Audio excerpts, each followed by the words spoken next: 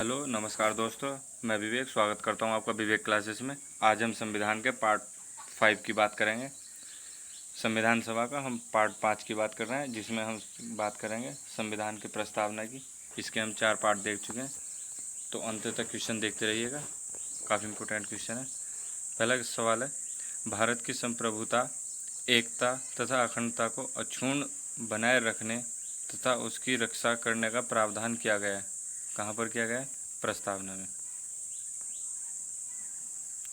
अगला सवाल देखते हैं, भारतीय संविधान की प्रस्तावना जिन आदर्शों एवं उद्देश्यों की रूपरेखा दी गई है, उनकी आगे व्याख्या की गई है। कहाँ पर की गई? भारतीय संविधान की प्रस्तावना में जिन आदर्शों एवं उद्देश्यों की रूपरेखा दी गई है, जो प्रस्तावना में रूपरेखा दी गई, उसको आगे कहाँ व्याख्या की गई है उसकी? देखिए ऑप्शन, मूल अधिकारों के अध्याय में, राज्य के नीति निर्देशक एवं मूल कर्तव्यों में, मूल अधिकार, राज्य के नीति निर्देशक तत्व, सिद्धांत एवं मूल कर्तव्यों में, संविधान के पाठ में कहीं नहीं। तो ये तीनों में दी गई है, मूल कर्तव्य में भी और डीपीएस में भी और मूल अधिकार में भी। अगला सवाल देखते हैं, संविधान सभा में प्रस्तुत उद्देश्य प्रस्ताव में अभिव्यक्ति विचार को भारतीय संविधान के किस भाग में पूर्णतः शामिल किया गया? तो अभिव्यक्ति विचार की जो धारा है कहाँ पर है? मौलिक अधिकार में, अनुच्छेद 19 की प्रस्तावना में। अगला सवाल देखते हैं, संविधान सभा में प्रस्तुत उद्देश्य प्रस्ताव में अभिव्यक्ति विचार को भारतीय संविधान के किस भाग में पूर्णतः शामिल किया गया है? तो किस में शामिल किया गया अभिव्यक्ति विचार को, जो स्वतंत्रता, किस में किया गया? प्रस्तावना में। देखते हैं अगला सवाल देखते हैं, भारतीय संविधान की प्रस्तावना से क्या स्पष्ट होता है? क्या स्पष्ट नहीं होता? संविधान का स्रोत, शासन के ध्येयों का विवरण, संविधान को लागू करने की तिथि, संविधान को अंगीकृत करने की तिथि।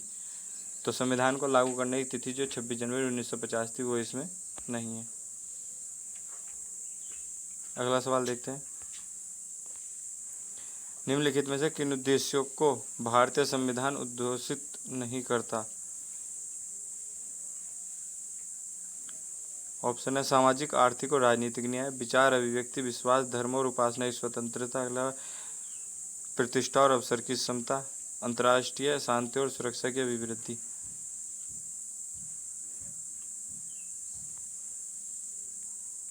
इसका आंसर होगा अंतर्राष्ट्रीय शांति और सुरक्षा की अभिवृद्धि।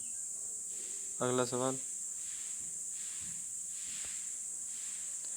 भारतीय संविधान की प्रस्तावना में देश का कौन सा नाम उल्लेखित है? भारत और इंडिया। अगला सवाल देखते हैं, भारतीय संविधान किसके द्वारा स्वीकृत है? किसके द्वारा है? भारत की जनता द्वारा। भारत की संप्रभुता किसमें निहित है? तो किसमें है? भारत की जनता में। भारतीय संविधान कब अंगीकार किया गया था? तो कब अंगीकार किया गया था? 26 नवंबर 1949 को। अगला सवाल देखते हैं, निम्नलिखित में से किस तिथि को भारतीय संविधान लागू किया? लागू कब किया गया था पूर्ण रूप से? देखिए किस किस एग्जाम में पूछा गया, काफ़ी एग्जाम में आए हुए क्वेश्चन है सभी। किसको किया गया था? 26 जनवरी 1950 को पूर्ण रूप से लागू किया गया था। जबकि अंगीकृत और अधिनियमित एवं आत्मार्पित किस तारीख को? 26 नवंबर 1949 को। अगला सवाल देखते हैं, किस वर्ष भारत एक प्रभुत्व संपन्न प्रजातांत्रिक गणराज्य बना? तो प्रजातांत्रिक गणराज्य कब बना था? 1950 में।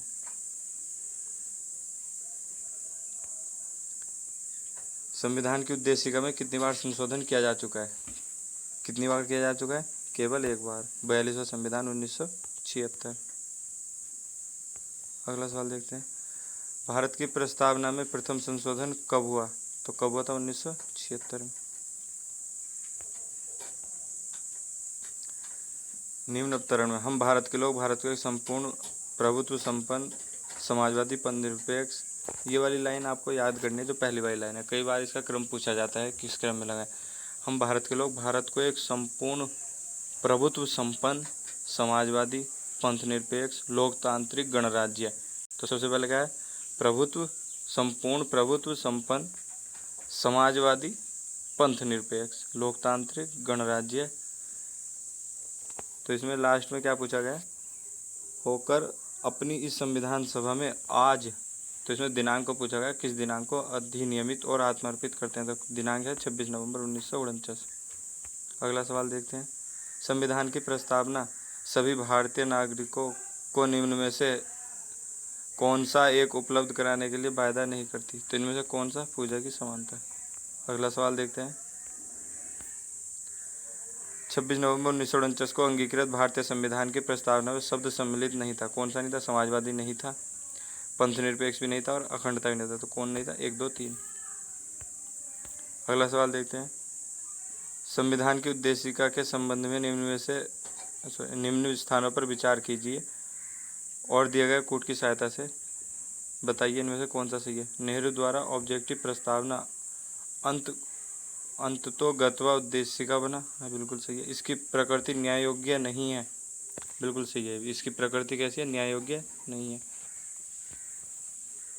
इसका संशोधन नहीं किया जा सकता, यह गलत है। संशोधन किया जा सकता है क्योंकि 42वां संविधान संशोधन हुआ था 1976 में। संविधान के विशिष्ट प्रावधानों को यह रद्द नहीं कर सकता, बिल्कुल सही है। ठीक है, ना तो ये शक्ति छीनता है और ना ही ये शक्ति देता है, ये बात कही है किसी बात में। अगला सवाल, तो इसका आंसर होगा 1 सही है, 2 सही है और 4 सही है, 3 गलत है, 1 2 4। अगला सवाल देखते हैं। भारतीय संविधान की उद्देशिका में परिवर्तन किस संशोधन अधिनियम में किए गए थे। 42वां संविधान संशोधन 1976।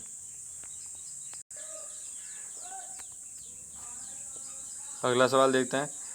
प्रस्तावना का वह प्रावधान जो सभी वयस्क नागरिकों को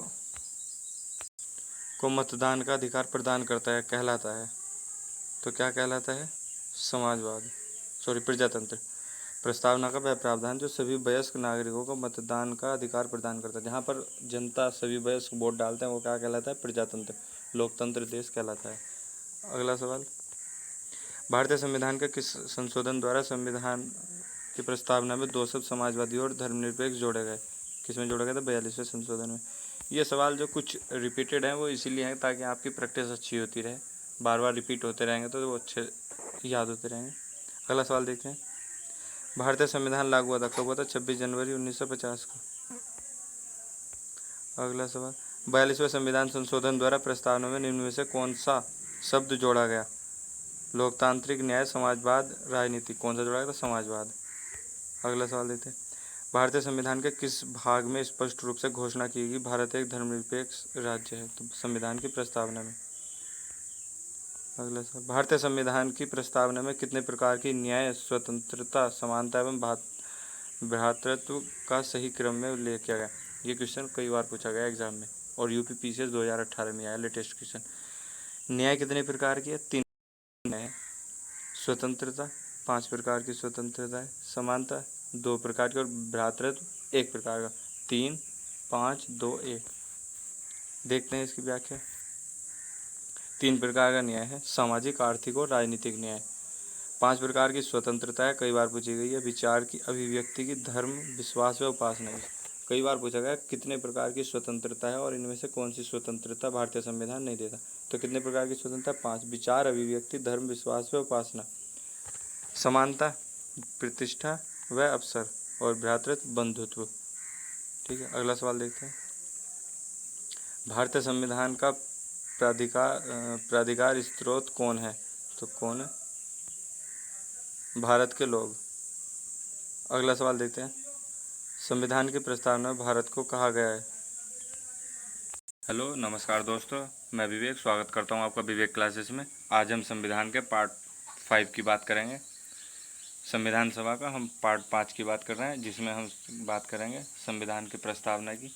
इसके हम 4 पार्ट देख चुके हैं, तो अंत तक क्वेश्चन देखते रहिएगा, काफ़ी इंपॉर्टेंट क्वेश्चन है।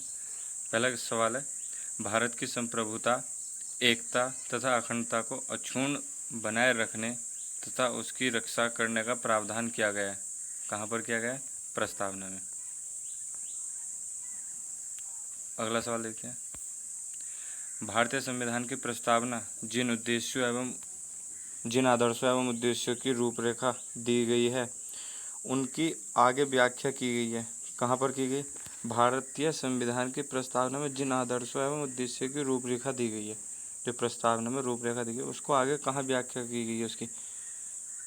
देखिए ऑप्शन, मूल अधिकारों के अध्याय में, राज्य के नीति निर्देशक एवं मूल कर्तव्यों में, मूल अधिकार, राज्य के नीति निर्देशक तत्व, सिद्धांत एवं मूल कर्तव्यों में, संविधान के पाठ में, कहीं नहीं। तो ये तीनों में दी गई है, मूल कर्तव्य में भी और डीपीएस में भी और मूल अधिकार में भी। अगला सवाल देखते हैं। संविधान सभा में प्रस्तुत उद्देश्य प्रस्ताव में अभिव्यक्ति विचार को भारतीय संविधान के किस भाग में पूर्णतः शामिल किया गया। तो अभिव्यक्ति विचार की जो धारा है कहाँ पर है, मौलिक अधिकार में, अनुच्छेद 19 के प्रस्तावना में।